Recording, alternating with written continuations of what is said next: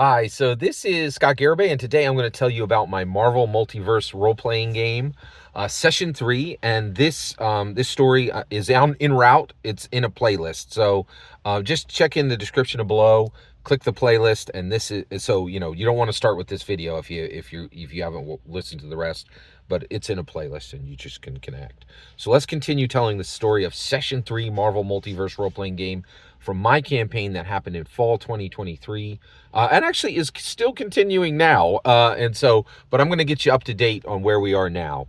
So basically at this point, Gore the God Butcher is all the player characters are on the Bowie, which was stolen from the Guardians of the Galaxy, the ship the Bowie, and it's Gore the God Butcher, Doctor Doom, Thanos, and John Doe, who is a custom character that was made by one of the players, and he is a android who was created by AIM, Advanced Ideas Mechanics, which is like an evil organization that was created by, I believe it's Baron Mordo. I can never remember if it's Baron Mordo or Baron Zemo, but it's one of those organizations. So it's an evil organization that created this android, and he thought he was human, but now he's realizing, because he's showing all these powers, that he got that AIM built into him, and he's continuing to build out his powers, that he's human. So he's realizing at this point that he's not human.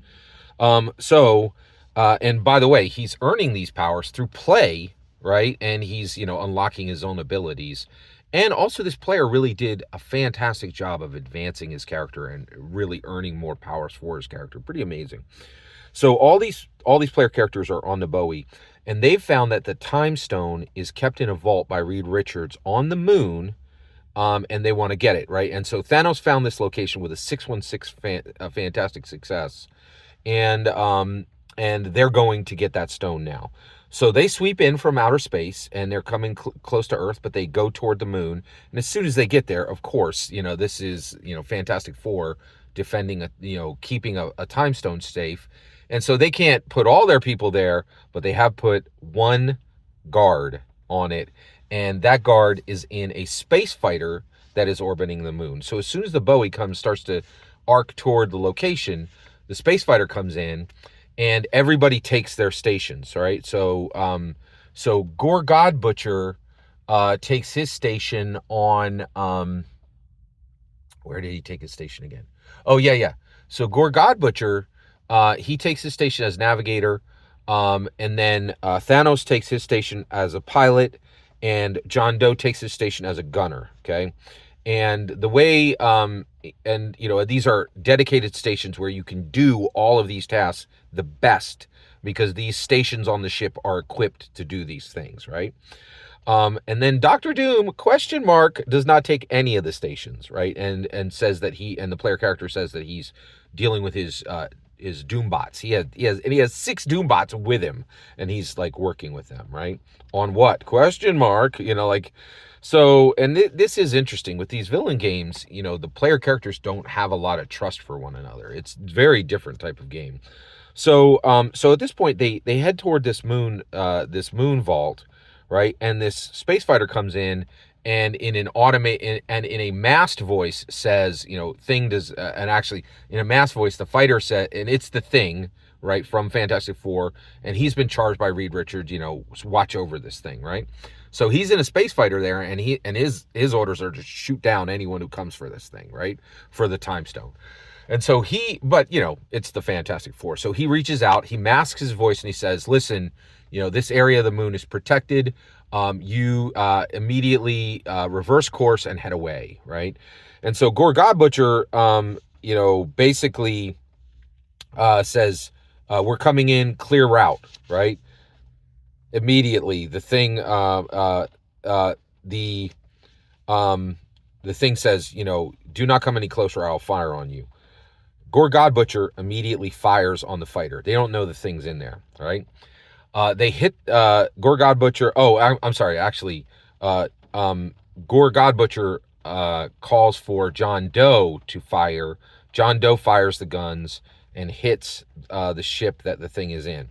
It actually breaks the canopy on the ship, and actually the Thing immediately bursts out of the ship, kicks off, and propels himself from his fighter toward the toward the glass, toward the tempered steel glass, hard glass of the Bowie, and shatters um the Bowie's bridge, right? And so the thing is like literally standing on the controls. The entire bridge depressurizes. Both Thanos and Gore God Butcher are worried about decompression, right? And they're like, hey, can we breathe? Can we breathe atmosphere, right? And I said, that's a really good question. Why don't you just let your characters, stay in that area and take damage and find out, right? Like, go into the next round. And if you take damage, then you can't, take, which I loved, right? And both of them bolted out of the room and decompressurized it with the thing there, right? So now no one's at the controls for navigator or for pilot. And Thanos and Gore God Butcher go out into the hall. Now they could still control the ship, but they can do it through a navigator panel. They can do it through a control panel that's just in the middle of the hall, right? And now at this point though, and they go to start taking over the ship and do the navigation and the piloting, right? Because they don't want the ship just drifting, right? And the control panel says, hey, just so you're aware, there are 2 life forms on the ship that aren't supposed to be here beyond, and actually it isn't even reading the thing as in the ship, because he's actually still on and actually at this point, since he's in a decompressurized room and the alerts are not working, the ship doesn't even read that the ship's systems doesn't even read that the thing's in there. It's saying, hey, there are 2 people on this ship that are not, the player characters, right? And so they're like, what? And so then Gore God Butcher, so yeah, and so then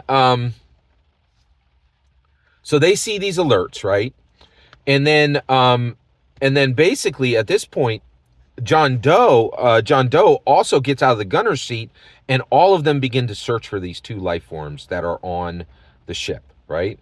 And then so John Doe runs past the hangar bay. The hangar bay is pressurized, but it's pressurized with a force field. And as John Doe, the android, passes, he looks over and he sees outside the ship, hurtling toward the ship in vacuum suits, Hawkeye and Kate Bishop, both with bows and arrows, hurtling toward the ship to enter the ship through the hangar bay. And he's like, what? And then he tells Thanos. He actually goes on comms and says, Thanos, we got intruders coming in from the hangar bay. I'll find the people who are on the ship. Thanos, you engage Hawkeye and Kate Bishop on the hangar, okay? And Thanos is like, I got it, right? So Thanos goes to the hangar bay to deal with Hawkeye and Kate Bishop, right? Then, which is pretty incredible, right? So John Doe and Gore God Butcher continue to look for the intruders who are already on the ship. And the 2 intruders who are already on the ship, who teleported onto the ship, are and who Gore God Butcher and John Doe find at the same time. John Doe starts to fight the 2 intruders starts to fight one of them, and then Gore God Butcher starts to fight the other one. So John Doe, the player character, engages Emma Frost, who is on the ship, who is teleported there with Nightcrawler. Okay. And so basically the Avengers have sent people and the X-Men have sent people, both to get the time stone that Thanos already has. Okay. All right. John Doe, he has gained flash powers and now has speeds that are starting to approach. Actually, it would be about half of Flash's speed. So he has super speed at this point, not at the level of Flash, but about half of the level of Flash. So he has super speed. John Doe uses his super speed, and so what he does is he immediately depowers Emma Frost, cutting off her psychic abilities and cutting off her ability to turn into stone crystal, right? So he cuts off her ability to do that, which is pretty astounding. And then he uses his super speed to just run around her and strike her with kicks and punches and knocks her out, right? And binds her and just throws her into a sleeping cabin as a prisoner, right? As a captured, prisoner of war, essentially, right? That was John Doe against Emma Frost. Gore Godbutcher throws down with Nightcrawler, right? And actually just uses his own fighting powers and defeats Nightcrawler and knocks him out, right? Then Gore Godbutcher says, okay, I've knocked out Nightcrawler, leaves him there on the floor and calms in to John Doe. And he said, hey, are you okay? John Doe says, I have Emma Frost captured. Why don't you go? And then immediately Gore Godbutcher says, I'm going to go help Thanos, right? And runs to take care of Thanos. Dr. Doom, player character, steps out from the dark, walks up to Nightcrawler, puts his boot on his neck, and chokes him out to death. Villain campaign, man. Like, I was astounded, right? I really wanted to play a hero campaign, but my players were like, we always wants to play villains, right? And villains go to villain. Like, it is what it is. I was shocked at, like, just the at this point, it's astounding, right? So, Gore God, but now that the deaths come quick at this point, all right? Now, at this point, I'm sorry, I have to back up. Before Gore Godbutcher and John Doe, there was a death even before what I just told you. Before Gore Godbutcher and before everybody splits off to find those, actually, the Gore Godbutcher spun the ship around, which threw the thing off, right? And there was another round where Gore Godbutcher and John Doe were trying to determine what to do with the thing, right? So they spin the ship around. The thing goes hurtling off into space, right? And they tell the computer auto guns and autopilot, right? Immediately, the ship fires on the thing, hits the thing, right, on auto guns, and breaks the seal on his suit. The thing hurtles off, and I told everybody this after the combat. I learned this from another I taught a guy to Dungeon Master pretty much, and he did something. Since he was new, he did something that shocked me. He would tell players what would happen to the people after the fight, and their player characters weren't in a position to see it. And he would just say, "This is information for you as the players." And I told the players this.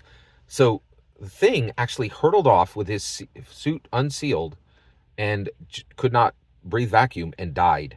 And his corpse literally hurtled into earth, and parts of his corpse fell onto the ground, half burnt, body split in Brazil. So the thing dies. Nightcrawler is killed directly by Dr. Doom, right?